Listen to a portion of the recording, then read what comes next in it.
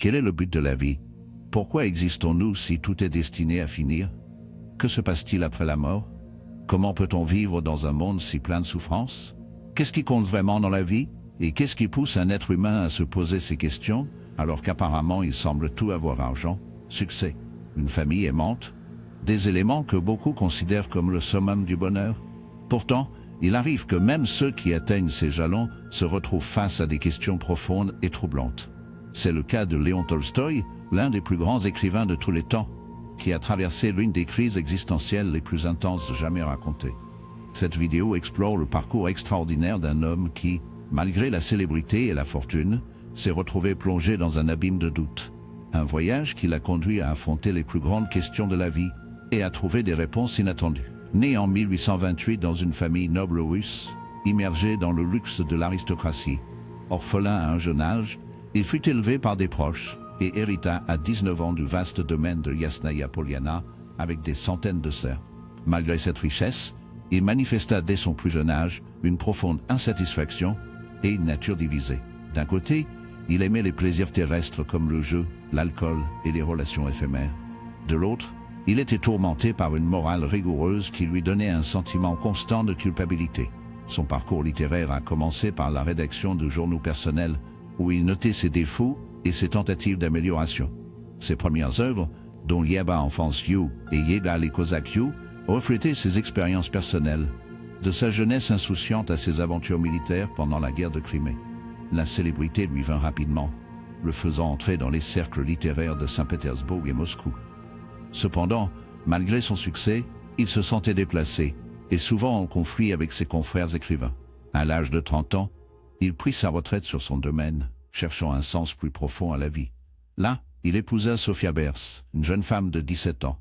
Le mariage apporta stabilité, et tous deux partageaient une vie de famille bien remplie avec leurs 13 enfants. Pendant ces années, il écrivit Guerre et Peyyoul, une œuvre épique qui transforma la fiction russe et le confirma comme l'un des plus grands écrivains de l'histoire. Pourtant, au-delà du succès littéraire et de la stabilité familiale, il était tourmenté par un mécontentement croissant. Il avoua que rien, pas même la célébrité, ne pouvait apaiser son sentiment de vide intérieur. Cette période marqua le début d'une crise qui, à 50 ans, le poussa à remettre en question chaque aspect de sa vie, le plongeant dans une profonde quête existentielle. Quel est le sens de l'existence? Quel est le sens de ce que nous faisons si le temps efface inévitablement toute trace? Ce sont quelques-unes des questions qui devinrent un tourment pour lui, une obsession capable de tout remettre en cause. L'aspect le plus incroyable de Tolstoï est qu'il n'est pas arrivé à cette crise profonde de manière graduelle, mais soudainement et de façon dévastatrice. Ce qui lui avait auparavant apporté sécurité et joie, comme la chaleur de sa famille ou la reconnaissance de ses œuvres, a commencé à lui sembler vide. Les jours perdirent leur couleur, et chaque action paraissait dénuée de valeur. Ses pensées ne restèrent pas confinées dans son esprit, mais envahirent sa vie quotidienne. Ses nuits furent tourmentées par des cauchemars, et le sommeil devint le seul refuge contre un malaise interne constant. Ses œuvres commencèrent à lui sembler vides. Les jours perdirent leur saveur, et chaque geste sembla dépourvu de sens. Ses pensées ne restèrent pas enfermées dans son esprit, mais s'immiscèrent dans son quotidien. Ses nuits furent hantées par des cauchemars, et le sommeil devint la seule échappatoire à un mal-être incessant. Les journées, cependant, étaient marquées par un sentiment d'inutilité qui semblait le paralyser. Il décrit lui-même cette période sombre dans Yeba la Confession You, œuvre intense et personnelle dans laquelle il révèle crûment la profondeur de sa confusion. Dans ces pages, il écrivait ses réflexions les plus intimes de la nuit passée à contempler la possibilité de mettre fin à sa propre vie, une pensée qui le hantait avec une force presque irrésistible. Il avoua qu'il devait se tromper lui-même pour éviter un acte extrême, trouvant refuge dans des distractions temporaires et des subterfuges mentaux, bien qu'il sût qu'il ne pourrait pas continuer ainsi longtemps. Cette crise n'était pas seulement personnelle, mais aussi intellectuelle et spirituelle. C'était un homme curieux et profond, et il décida de ne pas abandonner et d'affronter ces questions de fond. Pris entre le désir d'une réponse et la peur de ne pas la trouver, il se lança dans un voyage extraordinaire. Non pas à travers des lieux physiques, mais à travers les pages de livres, les pensées de grands philosophes et les observations de la vie quotidienne. Il cherchait quelque chose qui puisse remplir le vide qu'il ressentait, quelque chose qui dépassait le succès et le bien-être matériel. Mais chaque réponse qu'il trouvait semblait ouvrir de nouvelles questions. Chaque certitude qu'il atteignait s'effondrait sous le poids du doute. Pourtant, il continua à chercher, poussé par une détermination qui l'amena à explorer des territoires intellectuels et spirituels qu'il n'avait jamais considérés auparavant. Le premier pas le conduisit vers la philosophie. Il étudia avec dévotion les œuvres de grands penseurs tels que Socrate, Bouddha et Schopenhauer en quête d'une clé pour comprendre le sens de la vie. Leurs idées, bien que baignées d'une profonde sagesse, ne firent qu'accroître son sentiment de confusion. Il trouva dans leurs conclusions une vision qui, à ses yeux, était beaucoup trop sombre et dépourvue d'espoir.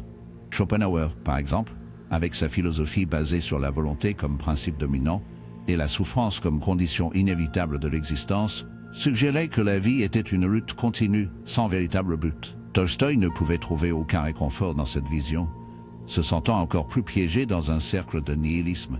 Même les enseignements de Socrate, bien qu'il admirât leur rationalité et leur profondeur, lui semblaient insuffisants pour répondre à son angoisse existentielle. Même Bouddha, avec son insistance sur le dépassement du désir et l'acceptation de l'impermanence, lui paraissait offrir un chemin de renoncement plutôt qu'une solution compatible avec sa nature tourmentée. Déçu par la philosophie, il dirigea son regard vers la science, espérant que l'approche rationnelle et empirique pourrait fournir des réponses plus concrètes. Il étudia les théories de Darwin et d'autres idées scientifiques émergentes de l'époque, qui expliquaient l'origine de la vie comme le résultat de processus évolutifs dépourvus de finalité. Selon ses visions, l'être humain n'était rien d'autre qu'un produit du hasard biologique, un agrégat de cellules voué à la dégradation et à la mort. Cette approche ne fit qu'amplifier le vide qu'il ressentait déjà. La science, tout en offrant des explications détaillées des mécanismes de la nature, ne pouvait répondre à ces questions qui le tourmentaient. Pourquoi sommes-nous ici? Pourquoi souffrons-nous? Que se passe-t-il après la mort? Tolstoï percevait la science comme une discipline extraordinairement puissante pour décrire le comment du monde, mais profondément limitée pour répondre au pourquoi. Le darwinisme et la biologie lui semblaient réduire l'existence humaine à une lutte pour la survie, niant toute possibilité de transcendance ou de sens. La combinaison d'un pessimisme philosophique et d'une froideur scientifique le laissa désabusé. Il avait cherché les certitudes, mais n'avait trouvé que des explications qui semblaient nier toute possibilité de but et d'espoir. Mais il n'a pas abandonné, il a décidé de continuer à chercher au-delà une réponse qui pourrait satisfaire sa soif de sens. Ainsi, il a pu identifier 4 approches principales avec lesquelles les gens affrontaient l'absurdité de la vie, chacune représentant une réponse différente aux questions existentielles qui le tourmentaient. La première approche était d'ignorer complètement le problème. Beaucoup de gens, croyaient-ils, vivaient leur vie sans jamais s'arrêter pour réfléchir au sens de la vie ou à l'inévitabilité de la mort. Ils se concentraient exclusivement sur la vie quotidienne, acceptant ce qui arrivait sans s'interroger sur ce qui dépassait l'apparent. Cette option semblait envisageable, oui, même rassurante, mais pour lui, c'était une solution fragile et temporaire. Et bien que répandue, elle n'offrait aucun réconfort durable. La deuxième approche consistait à se réfugier dans le plaisir et la recherche de la gratification immédiate. Le matérialisme, l'hédonisme et la poursuite constante des biens et plaisirs devenaient, pour beaucoup, une sorte d'anesthésiant contre les angoisses de l'existence. Il décrivait cette stratégie comme une tentative d'étouffer le vide intérieur par des distractions, que ce soit la richesse, les relations ou le succès personnel. Mais cette approche était une illusion. Il la comparait au miel dans la parabole de l'homme au puits, doux au goût, mais incapable de sauver de la chute. Selon Tolstoï, l'indulgence dans les plaisirs était temporaire, et une fois l'effet dissipé, le vide et les questions sans réponse revenaient avec une plus grande intensité. Aucune richesse ni aucun plaisir ne pouvait, à ses yeux, satisfaire la soif de sens qui tourmentait l'être humain. La troisième approche, la plus extrême, consistait à renoncer à la vie elle-même. Il contemplait cette possibilité lors de ses moments de crise les plus profonds, lorsque le désespoir semblait obscurcir tout espoir. Beaucoup, croyaient-ils, en venaient à percevoir la mort comme la seule échappatoire à l'absurdité et à la douleur de l'existence. Mais bien qu'il comprit ce choix, il le considérait comme une fausse solution. Il résistait à cette tentation et comprenait que céder au désespoir ne résoudrait pas ces questions, mais les éliminerait simplement. Pour lui, vivre signifiait continuer à chercher, même dans les ténèbres les plus profondes, une réponse capable d'apporter la paix. La quatrième approche était peut-être la plus passive, vivre dans un état de l'âme. Ceux qui empruntaient cette voie reconnaissaient l'absurdité de la vie, mais choisissaient de ne pas l'affronter directement. C'était un état de stagnation émotionnelle et spirituelle où l'individu ne prenait pas de position claire ni sur la vie ni sur la mort. Tolstoï décrivait cet état comme un non-choix, où la conscience du problème paralysait l'action. Ceux qui vivaient dans ce limbe ne trouvaient ni réconfort ni sens, mais se contentaient de survivre, incapables de s'engager dans une quelconque direction. Cela représentait, pour lui, la réponse la plus faible et la plus insatisfaisante, car elle laissait l'individu prisonnier d'un état d'immobilité éternelle sans possibilité de rédemption. Il a analysé ces 4 approches en profondeur, cherchant à comprendre laquelle, le cas échéant, pourrait mener à une véritable solution, bien qu'il ait trouvé des éléments de vérité dans chacune d'elles. La plupart étaient des réponses insatisfaisantes, parce qu'elles laissaient l'individu pris au piège d'un état d'immobilité éternelle, sans possibilité de rédemption. Il a examiné ces 4 chemins avec soin, essayant de déterminer s'il en existait un capable d'apporter une réponse réelle. Même s'il a repéré des vérités partielles dans chaque approche, aucune ne semblait en mesure d'offrir une réponse définitive à ces interrogations.